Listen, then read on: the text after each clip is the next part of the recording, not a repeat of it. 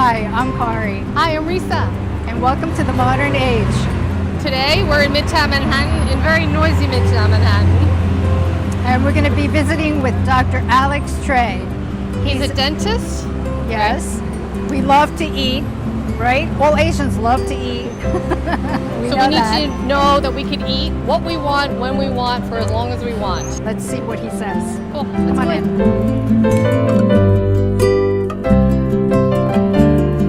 Hi. Hi, Alex. How Hi, are you? Kara. Hi. Nice to My meet sister. Nice to meet you. Risa's sister? Yes. Oh my God. Clearly the younger sister, right? Good tell. Yes. So rude. After everything I heard about you, it's like, So, No, but we're here to talk yes. like teeth. Teeth. about teeth. You Yes. sure you're in the right place for that? I don't know. Maybe. You still have your teeth. You're a grandma now, right? I'm a grandmother. No dentures? No dentures yet. Good job. I don't Okay. want dentures. Okay. So. Is dentures actually yeah. a thing still? It's odd, like when a lot of my patients just assume that once they get old, they'll have dentures, actually, and that's totally not true. I mean, that's true for sometimes you have periodontal disease, you don't take care of your teeth, you sequentially lose teeth over a lifetime, but it's not an assumption like just because you get old, you get dentures. It's multifactorial to get to that stage. So basically, the teeth that you have, you're supposed to keep For a lifetime. For a lifetime, right? Yes. But everyone So- is different. So some people are more predisposed to periodontal disease than others. You know, some people can take like crappy care of their teeth or bad care of their teeth, and nothing happens to them. And I some know a people, couple of people like that. Yeah, so do I. and then some people can, take great care of their teeth, and stuff will happen. Yeah, I mean, if you take care of your teeth, you can reasonably expect to keep your teeth for a lifetime. Absolutely. Some people are predisposed to periodontal disease, where you lose bone over a lifetime, and you lose teeth, and consequently you might get to a stage that you have to have dentures or implants nowadays, actually. So there are alternatives now. Technology has changed. Implants have really changed a lot of things. So tell me a little bit about yourself. How did you get into dentistry? Oh my God. It's like, being Asian, my mom had this fixation. You had to be a doctor. Right? So I was like, well, what kind of doctor, Mom? And she goes, you know what? I'll give you a choice. You like to play with holes? Pick a hole. I was like, well, how many holes does the body have? I was like, my mom's like, I think there's 3. And I was like, No, is that for real? of course not. Of course not. I didn't make my decision until after college. I studied architecture. And so it's kind of a long, it's not really relevant to this video, but I had a long circuitous path to being a dentist. We want to just pick your brain a little bit. Our father and mother are both ill. Our father has dementia, and our mom had a stroke and has Parkinson's. And a lot of the medications that they take causes dry mouth. Yes. And of course, my mom has right side paresis, so just being a righty, and then she has to try and clean her teeth with her left hand, it's problematic. I would like to know what we can do to prevent cavities and dental gum problems as we age, what we can do, and what your feelings are about the electric toothbrushes and all these mechanical, sonic, and so on and so forth. So as we get older, things happen that, the expression getting long in a tooth means that basically a lot of people get recession. So your tooth starts to appear longer. So it's not that your tooth is getting longer, but the recession of the gums makes the teeth appear longer. Right. And that's due to bone loss, even mild, moderate, advanced bone loss, that teeth get longer. And when that happens, the root gets exposed. So as you get older, with an older population, sometimes they go on medications that cause dry mouth. Right. So the danger of dry mouth really is that the mouth becomes a very dry environment without saliva to buffer acid or food or plaque or whatever in the mouth, that the plaque, the bacteria, is much more dangerous, much more active in decay. So when you have a combination of dry mouth, secondary to medication to manage chronic disease, and you have root exposure, patients start to get cavities on the roots. The problem with that is that when you get cavities on your root, that is much faster because the root is not as hard as your enamel.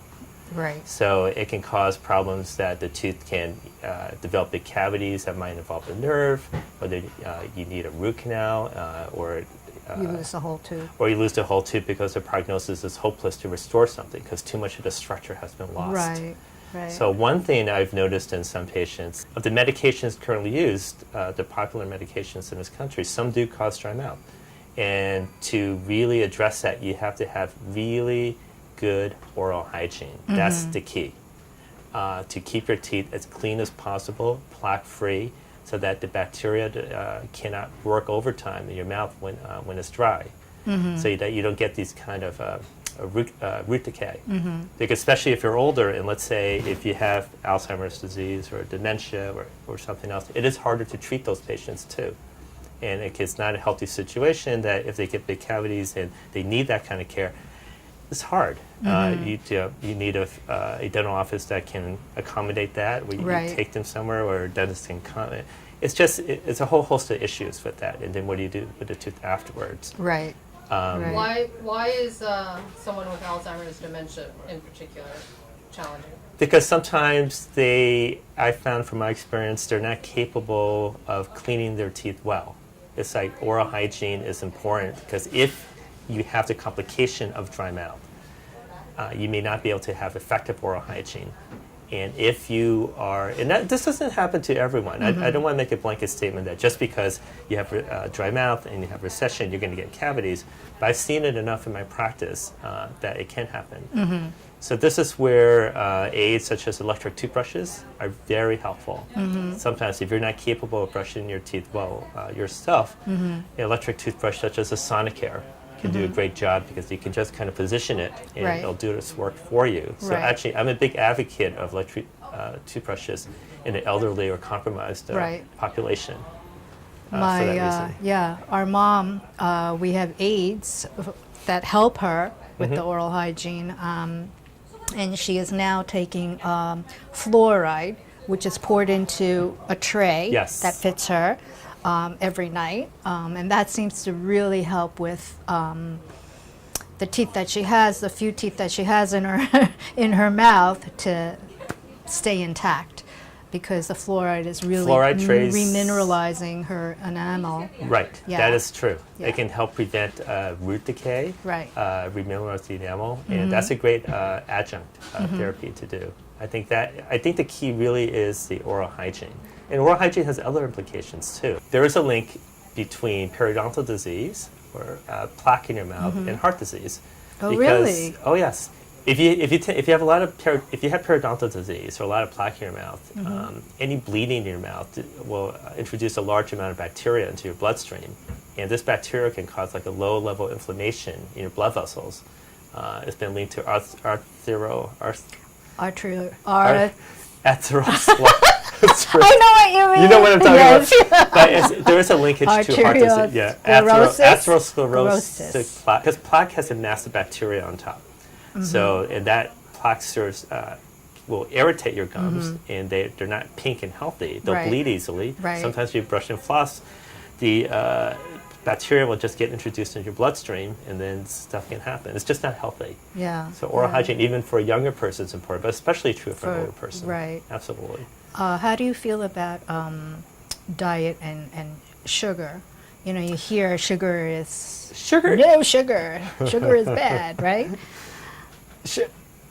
Different people might have different views on this. I mean, just the way I see it, sugar per se isn't the villain, per se.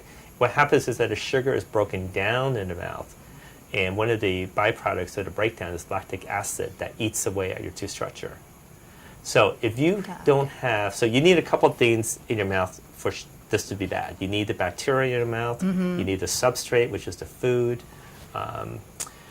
and if you were like, if you had like no bacteria in your mouth, you can eat all the sugar you want. You're not going to get decay. But for most people, and there are definitely patients who can eat whatever they want and never get cavities, and there are patients who get a lot of cavities. Sugar is a culprit because it feeds the bacteria, because the bacteria break it down, and one of the components, the breakdown elements products is acid. Okay. So that's kind of my answer. Yes, if you eat a lot of sugar, everyone's mouth is colonized by bacteria. This is true. And the bacteria breaks down to sugar, gets cavities. So I hope this is a roundabout answer to a simple question. But yeah, sugar has been linked, is a definite link to tooth decay. So, our family, we love to eat. We love food. Food is, in our culture, very important. And I see now through my parents, because of the lack of teeth, they aren't able to enjoy most foods anymore. Yes. And this is very important to me as I grow older, that I want to take care of my own teeth, and so that I can enjoy. Well, food, the problem when you come with the older population is that if you cannot properly masticate or even enjoy food, right, it can become a problem. So when you get to the point you have dentures, or even before dentures, you have painful gums, you have chronic inflammation in your mouth or things like that you cannot enjoy food. It does affect your health also, because you can't properly intake the food you need to do. So food, I think the biggest problem with food is when people, have dentures, or they have situations that dentures don't work well, things like that. Then their diet becomes more limited. Yes. But nowadays, if you're careful and take care of your teeth, whether you keep your teeth clean, dentures or dentures supported by implants, there are modalities nowadays that can make a difference. Because you want something solid. Right. So my only thing about dentures is that it's hard to always find an ideal case for dentures, because it's like a suction kind of thing. You're going to put this acrylic device on a bony ridge, and you have to have a good ridge for that to work. Not everyone has a good ridge. So once that ridge resorbs, when we were growing up, there's commercials on TV for denture adhesive that you don't see anymore. Right. Because dentures are not as common now, I think, as back then, because healthcare has changed so much. Changed. People take care of their teeth more, but the problem is once you have dentures, your ridge shrinks over time. And that's where denture adhesives come in, because you have to sometimes put these adhesives on to make it fit, because they start to lose their suction after a while. As far as food enjoyment, that becomes a problem. I remember when my father first got his dentures, they were so uncomfortable for him that he would always leave them out. Yes. And then it would be like, where's my teeth? Where's my teeth? But I don't want to get to that point. Yes. So you would recommend people, see their dentist, once a year for cleaning? Twice a year, more often as they get older? Did you say once a year? Yeah. No, I go twice a year. No, I go twice to 3 times a year. 3 times a year? Yeah, It's sometimes periodontal 4. disease? Yeah. No, I just Oh, we digress. Okay. No, twice. Twice a the year? Twice a year Yeah. is a good yeah. interval to visit a dentist, because it's a good check on your mouth. A good checkup includes, you look at the teeth, you look at the gums. Is there anything wrong with the restorations you have in your mouth? You look at your tissues for signs of disease, pathology. Right. It's a whole checkup that is. Do you, in your office, check for oral cancers Yes. and neck cancers and Yes. things like that? Yeah. Yes. A visual Right. inspection. Right. Right. There are some Which is devices for that important. too. It's debatable how effective they are, but yes. But definitely like tongue cancer, things like that, you pull out a tongue. And nowadays sleep apnea is becoming a big deal. Airway issues. Yes. It's becoming more to the forefront. So Yes. people with undiagnosed sleep apnea, a dentist can help diagnose that Right. at any age, including a elderly population. And that can make a big difference, actually. Well, they found links with sleep apnea To a host of and, things. right? Yes, a lot of things. actually. Cardiovascular disease and Because your body basically is not oxygenating itself properly. So there's a lot of comorbidities associated now with sleep apnea. There seems to be more and more coming up each day. It's a simple screening device or screen to see do you need a sleep test or not. The only way to diagnose sleep apnea is to get a sleep test. So the issue is, do your symptoms warrant a sleep test? But the best way is that you just look down the throat. If you have a small airway, and then you ask the questions. Do you snore?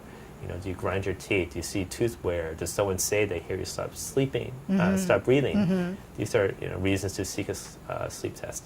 Yes. So is that something that you've actually diagnosed before? Like Absolutely, yeah, for real. Quite a few times. Anytime I see a patient and you pull out it's a routine to look for oral cancer, you pull out the tongue, but I'm also looking at the airway. And then if I see a lot of tooth wear, that they grind their teeth, I ask them the questions. Are you tired? Do you snore? Does anyone ever say that you stop breathing? And if there's enough evidence, then I say you have to go get a sleep test. And I'm usually right, not always, but I've been right more often than not, that they come back and say, oh yeah, I do have sleep apnea. And what do they do for that? You have to find a way to oxygenate your body. So whether it's a CPAP machine that forces positive oxygen through your nose, or a dental device to keep your jaw forward so that your jaw and tongue complex doesn't close your airway, are ways to do it. They do have that? Wow. Well, it depends on the severity. Right. Like, is it severe? Is it not? Can you tolerate a CPAP? Can you not? The standard of care is a CPAP, but some people are CPAP intolerant, and then they can try a dental device to keep their jaw forward. So as long as you keep your jaw forward, it cannot collapse the airway, especially when people sleep on their backs. Right. Or you can try a cheap fix, put a tennis ball in the back of a shirt so that you won't lie on your back and see if that works. I've heard that, yes. No joke, yes. I've heard that, yeah. That's a cheap way to do that. So do you see people above 40 have... Like basically trends that you see, like any kind of oral conditions that they have that we should be aware of, so that down the line we can prevent further damage or further progression? Probably periodontal disease, right, is a big one? Yes, I would say people definitely now keep their teeth longer. Okay, people are living longer, they're keeping their teeth longer, and as we get older, things happen. Like on a simplistic level, what you see is crowding. A huge complaint of people once they get older is like their lower teeth starts getting crowded. They had braces when they were young, they didn't wear the retainer, because nowadays you have to wear a retainer for life. And their teeth start getting crowded. Sometimes they're harder to clean. To people they've had mild gum disease, periodontal disease in the past, and it starts to accelerate. You start getting some more gum pockets, a little here and there. People starting to get more recession. So what is exactly periodontal disease? Periodontal disease, when we say the periodontium, it just means everything around the tooth. The bones, the attachment, the gum, so everything that holds a tooth in a socket. So when we say periodontal disease, we're really referring to that whole attachment bone complex that starts to get inflamed, or you lose it. So when you have mild periodontal disease, you start to lose that bone support, that attachment, and your teeth become longer, getting long in the tooth. That's where that expression comes from. And when you have severe periodontitis, it's an active process, secondary to an infection from bacteria, giving out toxins that irritate the bone.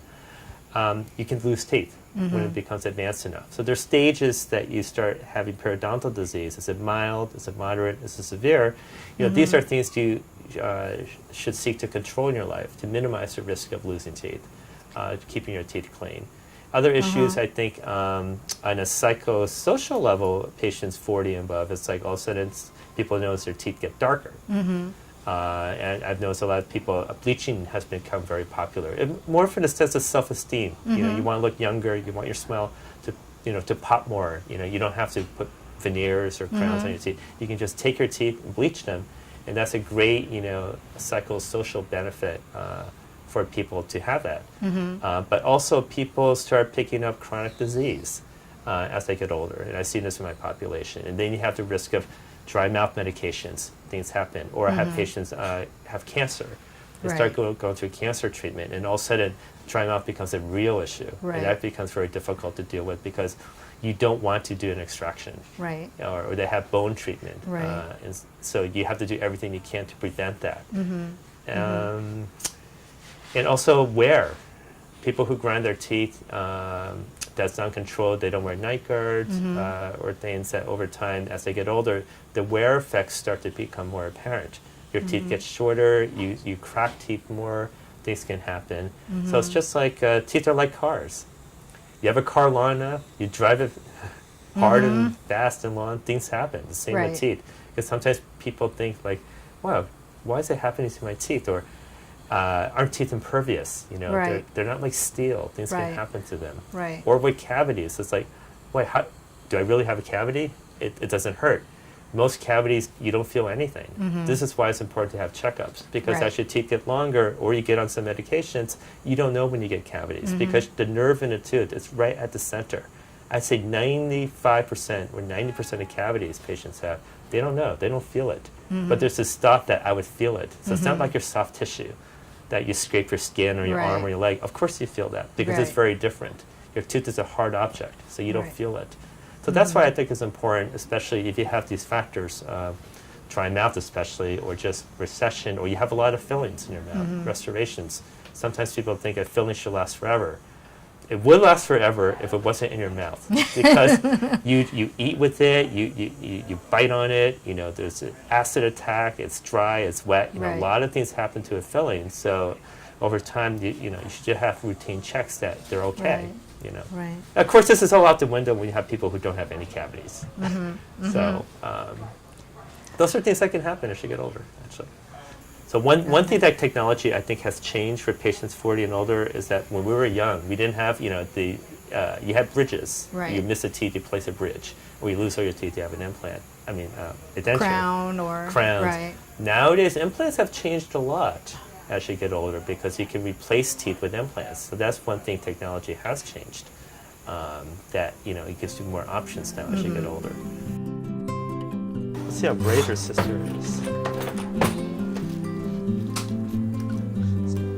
What do I do? We're gonna drill her Wait, without wait. anesthesia. See what happens. Watch her scream. I love your spirit.